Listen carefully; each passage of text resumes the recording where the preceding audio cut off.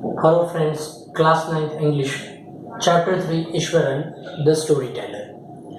This is a chapter of moment of third chapter. Friends, the title of this chapter is Ishwaran, the storyteller. Tells us that this story is about Ishwaran. ये story का main character है Eswaran. He is called the story Taylor.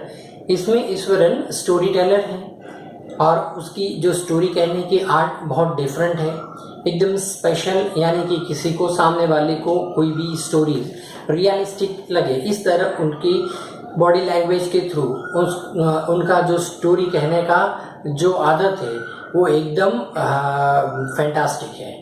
Because as a story telling is an art and he is a good at it. और story telling एक art है और वो उसमें माहिर था. Eswaran uses a special effects, does voice modulation, use his body language to make the story realistic so that the listener, यानी कि सामने वाले को स्टोरी रियलिस्टिक लगे, इस तरह वो उसको मॉड्यूलेशन करता और अपनी बॉडी लैंग्वेज से स्टोरी बनाकर कहता.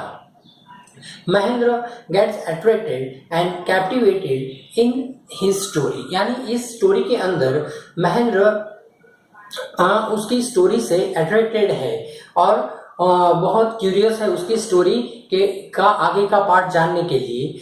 This writer want to highlight this quality of Iswaran. तो इस चैप्टर के अंदर ईश्वरन की क्वालिटी को डिस्क्राइब किया है. That he was so good at telling the story and that they appear to be real, and his stories were a source of the entertainment for Mahendra. और उस ईश्वरन की स्टोरी से महेंद्र को एंटरटेनमेंट मिलता था.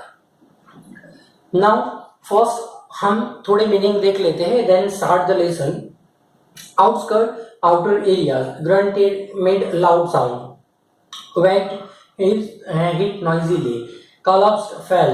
Veterinary doctor, that means doctor who specialize in treating of animal. Someone called, prowling, searching. Supervisor, a person whose job is to check on sites, यानी site के ऊपर जो देख रेख रखता है आदमी के ऊपर जो वर्किंग करते हैं कि नहीं, तो उनके लिए हम सुपरवाइजर वर्ड यूज करते हैं. Bachelor, a person who is unmarried. Query, mine. Desolate, uninhabited या तो empty areas. Now start this chapter. The story teller Ishwaran and Mahendra are the main character of this story. तो महेंद्र और ईश्वरन इस स्टोरी के main character है. Eswaran story was told to Ganesha by the Mahendra. तो ये सारी बातें महेंद्र गणेश को बता रहा है. who work as a junior supervisor at the different construction sites. यानी महेंद्र एक सुपरवाइजर था, ऐसी कंस्ट्रक्शन साइट पे वो वर्क करता था. as महेंद्र was unmarried और वो बैचलर था. He was able to live in the temporary shelter provided by the construction company. यानी कि उसके पास परमानेंट रेसिडेंट नहीं था. कंपनी जहाँ पे उसको काम रखती वहाँ पे उसको एक शेल्टर दिया जाता था, कंपनी के थ्रू क्वार्टर दिया जाता था. Eswaran accompanied Mahendra whenever he went, and he was an advantage to him as he provided his company, cooked food for him and even washed his clothes. यानी जहाँ जहाँ पे ईश्वरन की ट्रांसफर होती, जहाँ पे कंस्ट्रक्शन कंपनी में उसको सुपरवाइजर पे जाना होता और वहाँ पे उसको एक क्वार्टर मिलता और वहाँ ईश्वरन की उसके साथ कंपनी थी. जहाँ पे भी महेंद्र को सुपरवाइजर के लिए कोई भी प्लेस पे जाना होता तो वहाँ ईश्वरन उनके साथ ही होते थे always. And he was advantage और ऑलवेज वो उनका काम था ईश्वरन उसके लिए महेंद्र के लिए कुकिंग करता और उसके कपड़े वॉश करता. तो ये ईश्वरन का काम था उनकी सारी. और ईश्वरन अपनी स्टोरी से महेंद्र को एंटरटेनमेंट भी कराता था. Mahendra says that Ishwaran would gather all the things required to prepare a meal within a no time. Mahendra जानता था, महेंद्र का कहना था कि ईश्वरन बहुत कम टाइम में उनके लिए मील प्रिपेयर कर देता था. Every morning Mahendra would get ready, eat his breakfast and take his lunch alone and go for his work. यानी हर दिन सुबह वो महेंद्र के लिए ब्रेकफास्ट रेडी कर देता था और उसके लंच के लिए एक टिफिन भी प्रिपेयर कर देता था. And in mean time Iswaran would clean the living a place, wash the clothes and take a bath, eat is lunch and read is a favourite Tamil story book and take a nap. उसके बाद महेंद्र के जाने के बाद ईश्वरन का क्या work था, तो कि ईश्वरन घर की साफ सफाई करता, कपड़े वॉश करता, उसके बाद वो बाथ लेता और उसके बाद खाकर दोपहर को तमिल स्टोरीज रीड करता था और उसके बाद छोटी सी एक नैप ले लेता था. Even though the stories seemed untrue, Ishwaran narrated them in such a unique way that Mahendra listened to him with curiosity. अगर कोई भी स्टोरीज वो अनट्रू है, फिर भी वो स्टोरी को इस तरह ईश्वरन नरेट करता कि सामने वाले को पूरी स्टोरी रियलिस्टिक लगे. क्योंकि और महेंद्र को उसकी स्टोरी में बहुत क्यूरियोसिटी होती थी कि आगे क्या होने वाला है. ये सारी चीज जानने के लिए महेंद्र बहुत बेताब रहता था.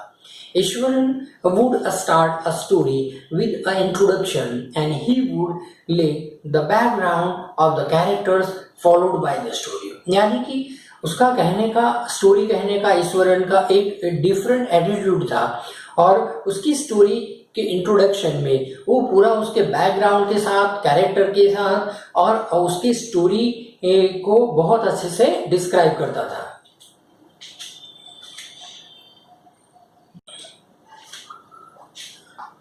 He described a simple incident in such detail along with the action that it would create a suspense in the listener's mind. यानी जब वो स्टोरी को नरेट करता तो उस कोई भी सिंपल इंसिडेंट को इतना डिटेल में बताता, अपने बॉडी लैंग्वेज, अपने एक्सप्रेशन के साथ इतना सस्पेंस क्रिएट करता था कि सामने वाले को बहुत क्यूरियोसिटी हो, उसको इतना इंटरेस्ट हो कि उसकी स्टोरी के अंदर खो जाए.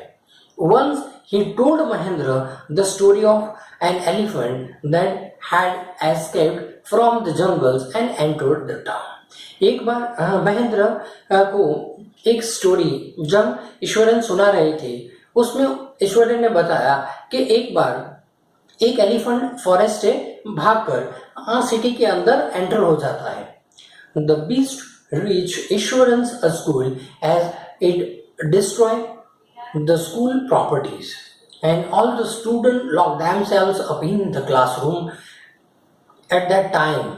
यानी कि वो एलिफेंट वहाँ स्कूल की सारी प्रॉपर्टी को डिस्ट्रॉय करता है.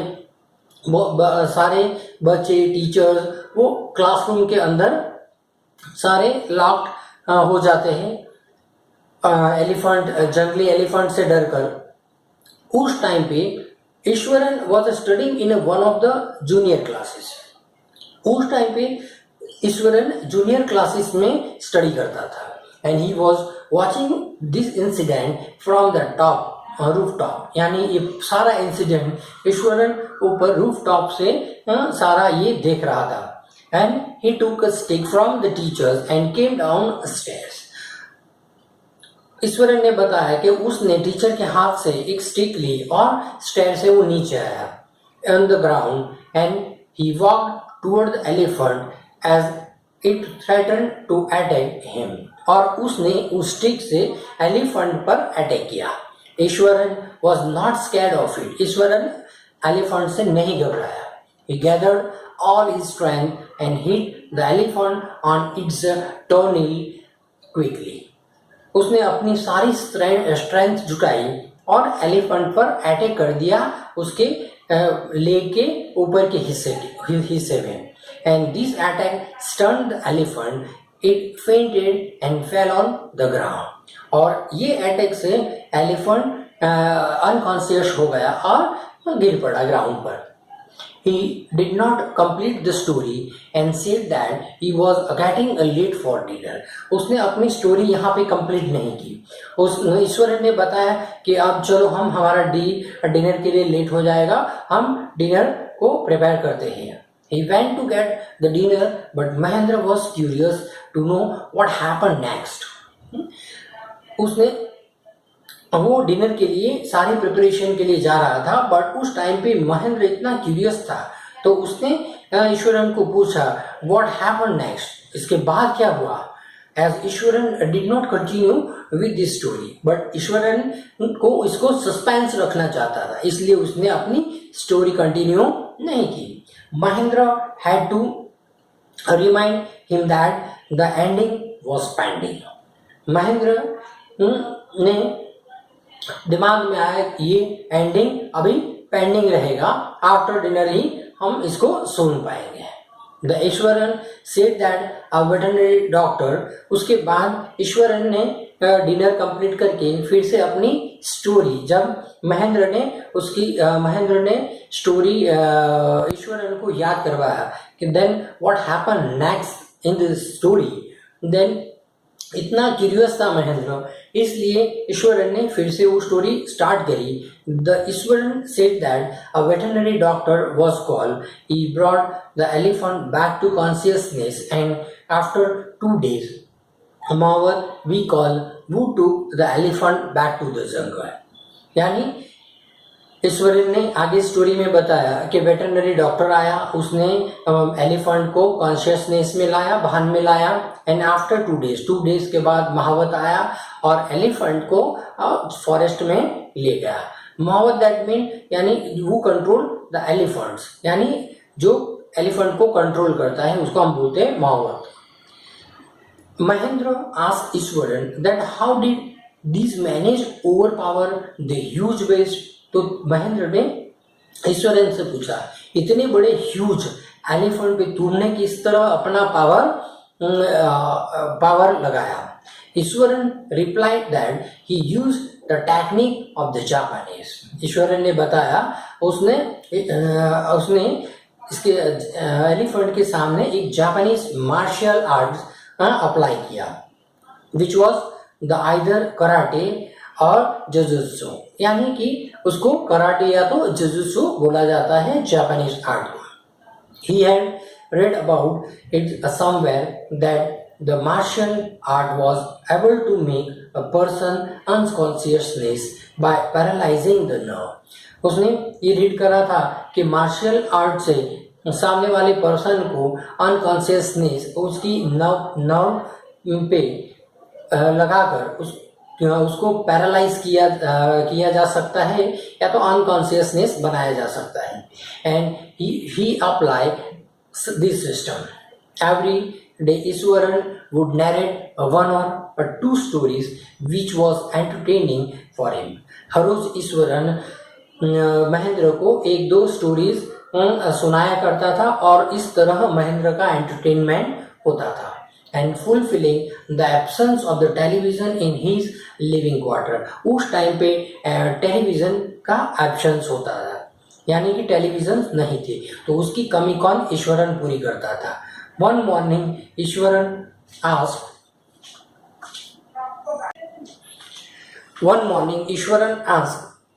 Permission to cook a special dinner. It was the day when they cook meal for dad elders of the family. यानी कि नेक्स्ट दिन ईश्वरन ने महेंद्र को बताया कि वो एक स्पेशल मील बनाएगा, स्पेशल डिनर बनाएगा, जिसके लिए जो हम हमारे एंसेस्टर यानी कि हमारे जो पूर्वज की डेथ हो जाती है तो उसके लिए उसकी याद में उसको याद करके हम बहुत अच्छा खाना पकाते हैं. तो ये इस तरह कल मॉर्निंग को मैं हमारे एंसेस्टर की याद में बहुत स्पेशल डिशेस बनाने वाला हूँ.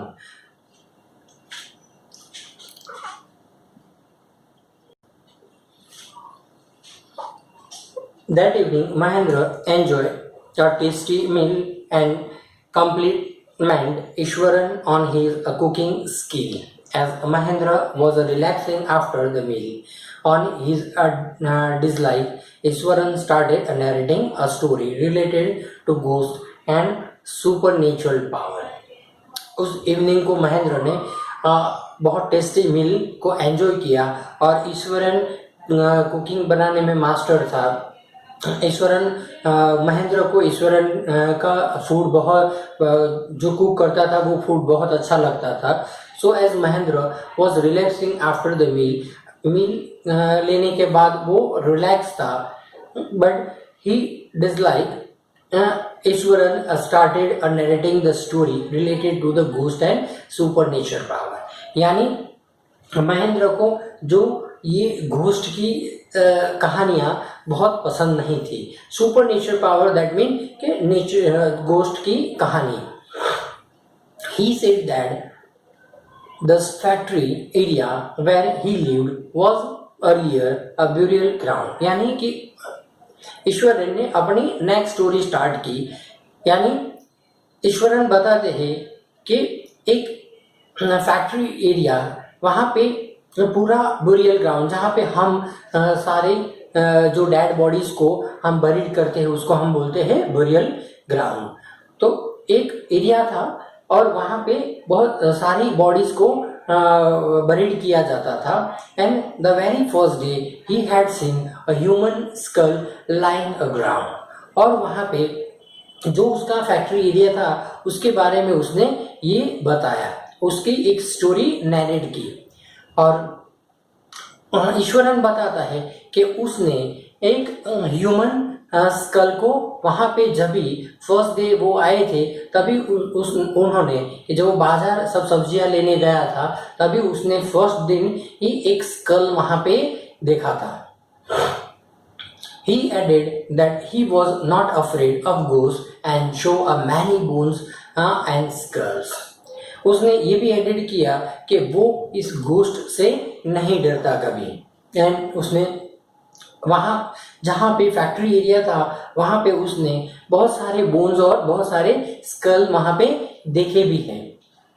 On a full moon night he saw अगली ghost of a woman.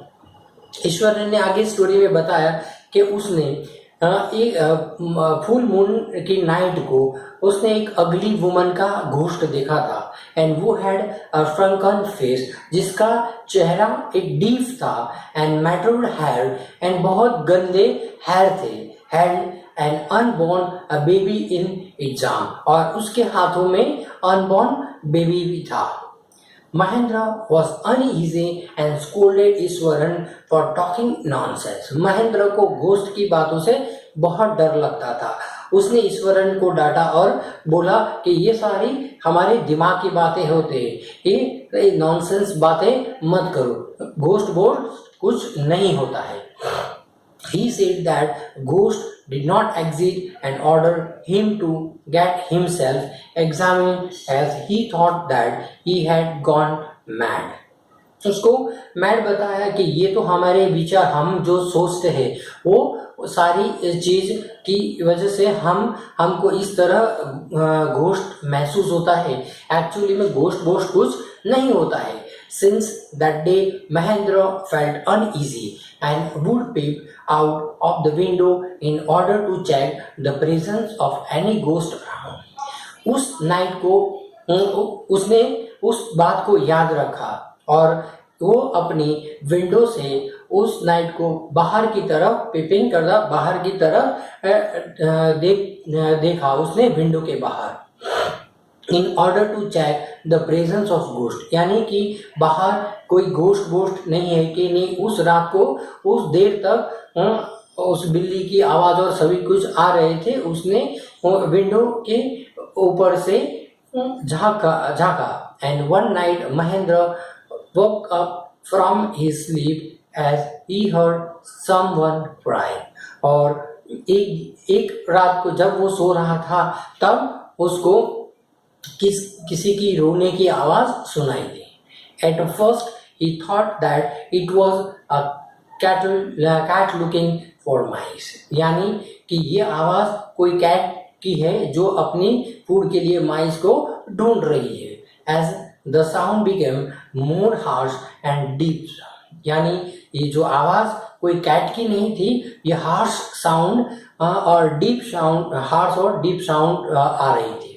Mahendra could not ignore it, Mahendra ने इस बात को इग्नोर नहीं करा and gave into the desire for peeping out of window, और उसने विंडो के ऊपर से धीरे से ऊपर उठकर देखा। As he looked out, he saw the white moonlight and dark shadow holding a bundle in its arm.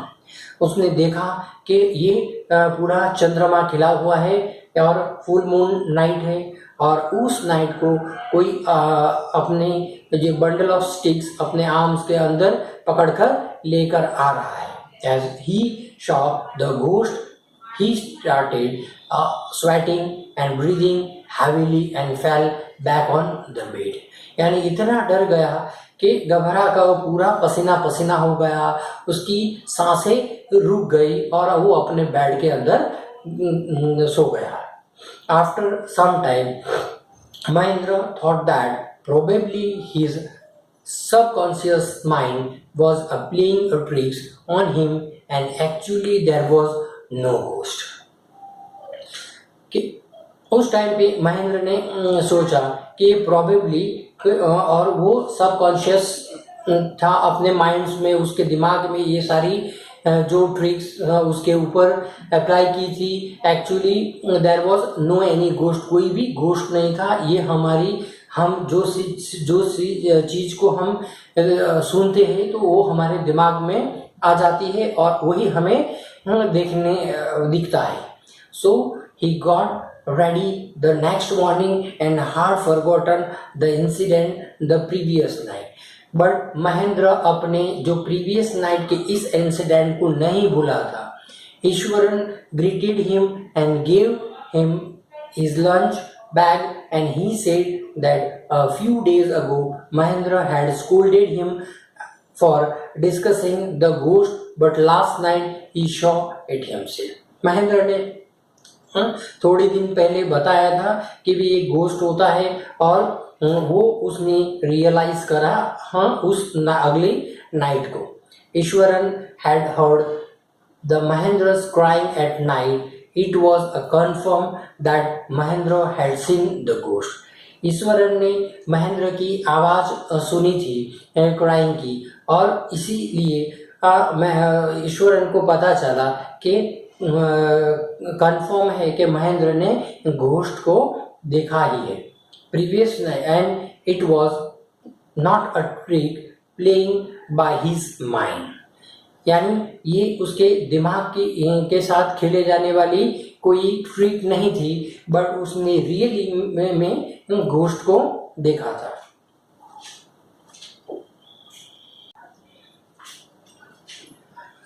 Once again, Mahendra was frightened and he left the hurry and resigned for his job. तो इस story से महेंद्र घबरा गया। उसने जो realise किया, जो ghost उस जो एरिया में वो कंस्ट्रक्शन साइट पे जो वर्किंग करता था, तो वो एरिया पूरा उसको लगा कि यहाँ पे घोस्ट है ही, क्योंकि उसने अगली नाइट को रियलाइज करा था।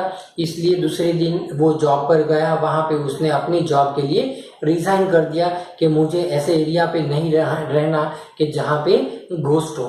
ही could not live at haunted place for a single day. अभी मुझे ऐसे haunted place पे एक भी दिन यहाँ पे नहीं रुकना है। इस तरह ईश्वर की ये स्टोरीज बहुत उनके लिए क्यूरियस थी, बट जो हॉरर और जो ये स्टोरी से उसको रियलाइज हुआ कि ऐसा भी होता है महेंद्र को। Now here complete our story, ये हमारा चैप्टर यहाँ पे फिनिश होता है friends. Okay, bye friends, subscribe my channel and share more student. Okay, bye friends.